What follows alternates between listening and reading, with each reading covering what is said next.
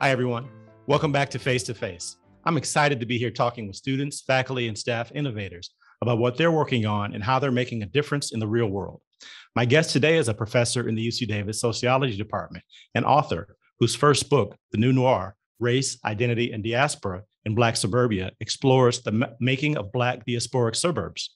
She's currently working on a new book that looks at how Black youth growing up in middle-class neighborhoods construct and challenge ideas about opportunity, political solidarity, and racial progress.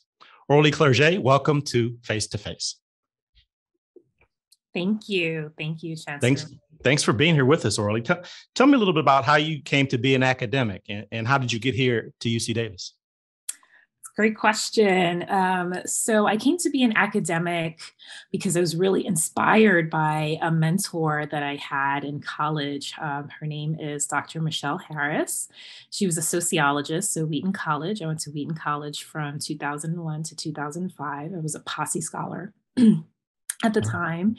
And I remember sitting in her intro to sociology course and being just so inspired by all that she was teaching and talking about. She was teaching us, the theory of Marx, but also kind of helping us understand issues of urban inequality. And I also had the opportunity to venture abroad with her to do research in Jamaica. I also had other opportunities to do research with faculty in the Department of Economics and Anthropology while I was in college. And so very early on, I knew I wanted to major in sociology. And by the time I had to decide what I was going to do in graduate school, I said, I want to get a PhD in sociology and explore questions of race. I was also really enamored by cities and how they've developed historically over time and how they're really these kind of laboratories for kind of culture and identity. And so I went on to do my sociology PhD at Brown University, and the rest is really history. I spent my first years as an assistant professor at Tufts University in Boston, Massachusetts, and had a really good experience there because I got to connect with interdisciplinary scholars, folks who were in history and other, humanistic fields, as well as the social sciences. Working with them helped me craft my book, The New Noir. And while I was finishing the book, I was offered a position here at UC Davis. And I've had the opportunity to work with some dynamic scholars in my department, but across departments. So it's been an awesome journey in the sociology world for me. Well, lucky yes. I'm so glad you're here with us. Tell me a little bit more about your writing and your research. Sure. I am an urban ethnographer, and I do research particularly on Black suburbs. And so Black suburbs have burgeoned ever since the 1960s, since the passage of the Civil Rights Act, particularly the Fair Housing Act in 1968. We've seen racial barriers to entrance into suburban neighborhoods be lowered, challenged, and then therefore lowered. And so historically white suburbs across the country, from California to New York to Pennsylvania, started to see an increase in the number of Black families who would move into these suburban settings. And these weren't simple processes, These were very oftentimes racially contested and racially violent processes. And so throughout the 70s, we have the busing movement throughout the country to make sure that the promises of Brown versus Board of Education were really met for students of color, So they were bused into predominantly white schools, et cetera. There was a lot of contention kind of around that. That maps onto a lot of the suburban geographical inequalities that we see today. And so what I do in my work is really ask, well, how did Black suburbs come to be? And once these Black suburbs came to be, how exactly do the different types of Black nationality groups who are within these settings make these spaces into places, How exactly do they infuse their identity, their politics, their economic rationales into the overall structure of these places, and how are they similar and or different than historically white suburban settings. And so in my book, The New Noir, I focus particularly on suburbs in the city and in New York City metropolitan area. Okay. And have interviewed Black American, Haitian, and Jamaican residents in various suburban settings.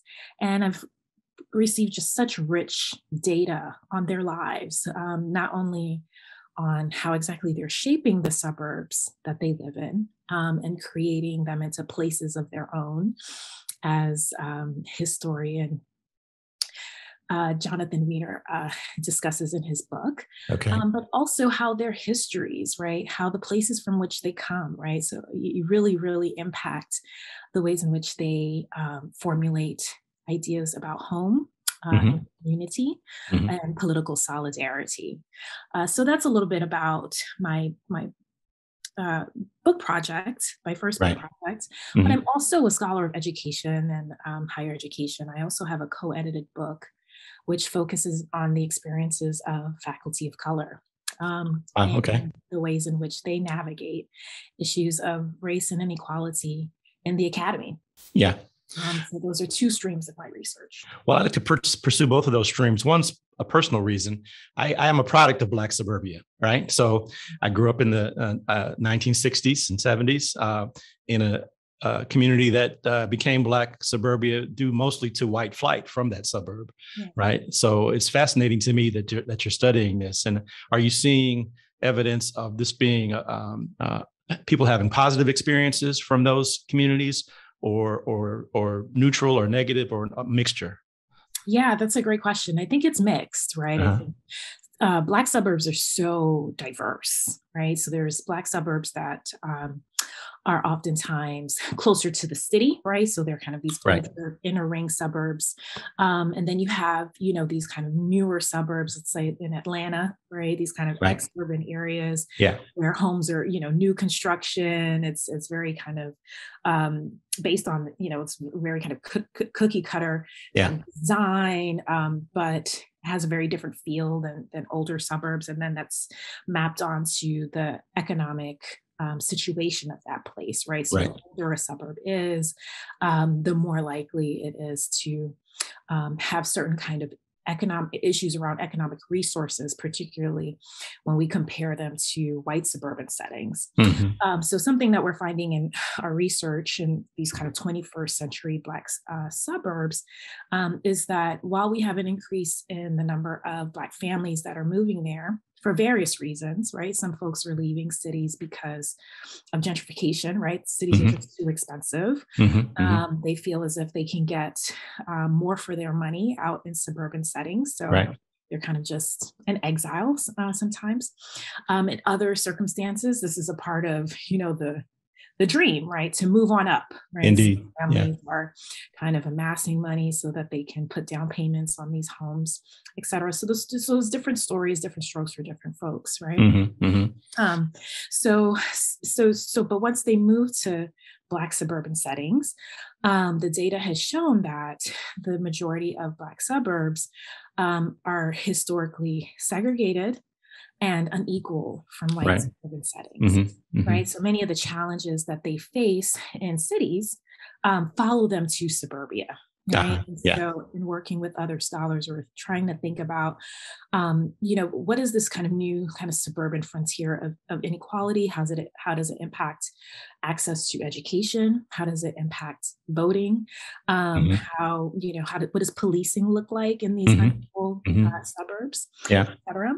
But it's also important to note that you have Black families who have moved into racially integrated suburbs as well, right? So one of the neighborhoods that I looked at in my book it's called Great Park.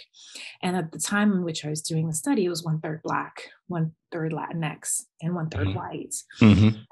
And if, I go back into the data 5 years later, we see a precipitous decline in the number of white residents who live in that neighborhood. And that really mirrors what's happening across the country, which is once Black families, and Latinx families move in, you see a decline in the number of white families who Right. live in the neighborhood, and that compromises the economic kind of resources of that place. Right. So it's a mixed story. So Black families, yes, are able to buy into homes, begin to amass wealth through their homes, because that's the number one avenue by which Black families are, able to accrue assets, right? Indeed. Through their house.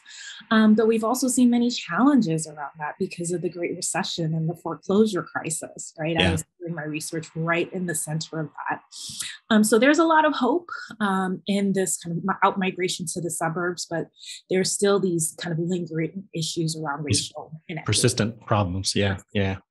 So let me ask you about your second stream of scholarship as a Black faculty member here at UC Davis. You could tell me a little bit about your experience thus far, and tell me, as Chancellor, what can I do to make that experience better?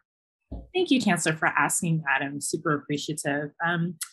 So the book is called Stories from the Front of the Room: How Higher Education Faculty of Color Survive and Thrive in the Academy. And it's a co-edited volume where we bring together the stories of a diverse group of underrepresented minority faculty from various colleges and universities throughout the country.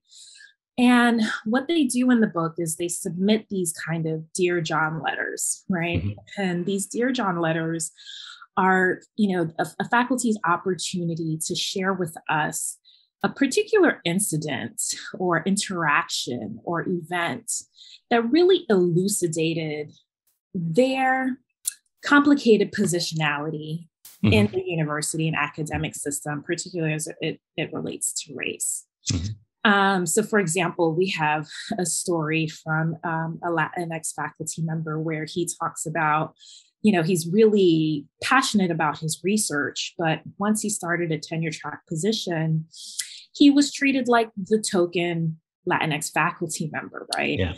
This is nothing new. I know that folks at UC Davis are really aware of this. And so he was very taxed in terms of having to serve students of color, in terms of committees and right. mentorship networks. And so that really pulled him away from his really, dynamic research agenda. Right. He was also teaching at a state institution. And so the resources available to him were really different than other white faculty members. So the demands for service are higher upon him, but the right. provision of research funds for him to be a productive scholar were very limited, right? So all of these things really revolving around issues of racial inequity in the system. Oftentimes, people don't really think about what's happening with faculty. We talk a lot about undergraduates and graduate students because they are very clear about what they need from a university in order to feel like they are members of the university. Mm-hmm. But for faculty, it's a little bit more complicated, particularly if you are on the tenure track or if you're contingent faculty. Mm-hmm. So in the book, we highlight those experiences to demonstrate that there is a systematic problem across universities and colleges that need to be addressed, because faculty of color bring so much to the university in terms of expertise, in terms of worldview and experiences. Mm-hmm. Even if we look at the recent events around Nicole Hannah-Jones's tenure controversy over at UNC, we see the ways in which Black faculty members are inhibited from accessing academic freedom that has oftentimes been granted to predominantly white male scholars and professors. Right. And so we're still dealing with that in 2021. And so we take this kind of sociological view of that. And in terms of my experience here at UC Davis, I think UC Davis is probably one of the more progressive places. That's good to hear. That I've been, yes. Yeah. I think, in terms of their openness, their research, and the passion around making sure that, well, if we're going to do a hire this year, how can we do it differently than we've done it before? Mm-hmm. I've sat on many hiring committees, and they are very racially contested, but quietly racially contested spaces. And oftentimes I'm put on those committees because I am a Black woman, right? Because they feel like they have to check a box. But in sitting there, it's really this fascinating experiment of understanding how other white faculty members think about fit. Like what kind of faculty member is going to fit here on their research that they do, the color of their skin, their gender, sexuality, or whatever they reveal to us in their application. So I think that as chancellor, one of the ways in which you can help us kind of think through the equity and the racial equity piece is in hiring, and not only hiring, but also in retention. Sure. And I know it's difficult because I think it's over 70 to 80% of faculty here at UC Davis are white. They are. That's right. STEM heavy, and from department to department that can go from like 99%, right? But the kind of interventions that we can make happen at those decision-making tables to ensure that more faculty of color graduate students or faculty of color from other institutions have a chance here and have a chance to kind of thrive and stay here long-term, because UC Davis is really an awesome place to be as a scholar. That's great to hear. We want to keep it that way. I'm sensitive to the Black tax issue. I was a young faculty member, one of 3 in my department. That sounds like a lot, but the department had more than 100 faculty.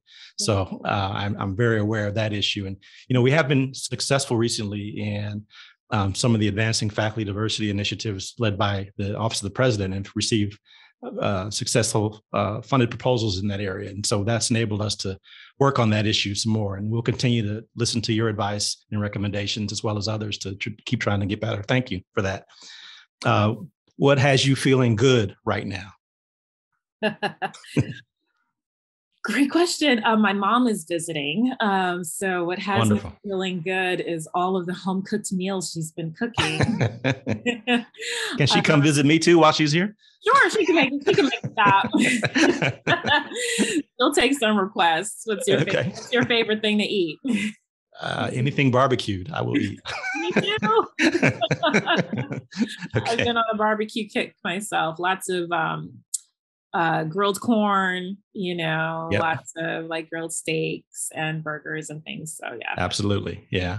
So we've been pretty heavy in our conversation thus far, but this is one of my favorite parts of the interview, where we call it the hot seat. Yeah. And I'm going to give you some really rapid fire questions, and we're looking for very short, maybe 1-word answers. Okay. You ready? Yeah, ready. All right. Who is your greatest inspiration? Wow. My mom. Your mom. Great answer. What is the best thing about living in Northern California? The vineyards. My wife agrees with you. What is at the top of your Spotify playlist right now? Rihanna. I'm waiting for her album to come out. So her old stuff. Yeah. Yeah, she's great. Yeah. Favorite meal of the day? My favorite meal of the day was my eggs and bacon sandwich this morning. Yeah. So it sounds like breakfast then, right? Breakfast. Yeah. Oh, I'm sorry. Yes, breakfast. Okay. I can eat breakfast all day. In between classes and research, what are you most likely doing? Going for a run. Going for a run. Yeah. Running the Arboretum. I live in Sacramento. Yeah, so it's hard to get out here to run then. Yeah. But locally in Sacramento. Okay. Well, that was fun. Now it's your turn. You can ask me a question. Ask me anything, as they say. What's on your mind? So the question I had for you is related to this wonderful experience I had last fall. I was able to teach or team teach, kind of co-teach with Drs. Maisha Wynn and Tori Wynn, right? In Aggie Square, which is this new initiative that's been launched by UC Davis, and you're going to be expanding the Sacramento campus, right?